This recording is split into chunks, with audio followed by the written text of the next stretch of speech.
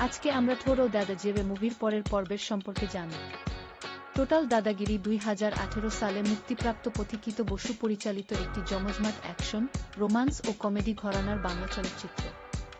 এতে প্রধান চরিত্রে জুটি বেঁধে অভিনয় করেছেন যশ দাশগুপ্ত এবং মিমি চক্রবর্তী।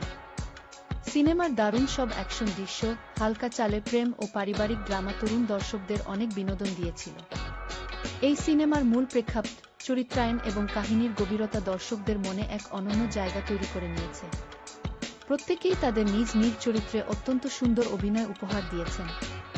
এই সিনেমাটি বা ব্যক্তিত্বর অবদান চলচ্চিত্র জগতে চিরস্মরণীয় হয়ে থাকবে এবং সিনেমা প্রেমীদের হৃদয়ে এটি দীর্ঘকাল দাগ কেটে যাবে। এর গল্প বা জীবন কাহিনী আমাদের বিনোদন দেওয়ার পাশাপাশি অনেক গুরুত্বপূর্ণ শিক্ষা প্রদান করে।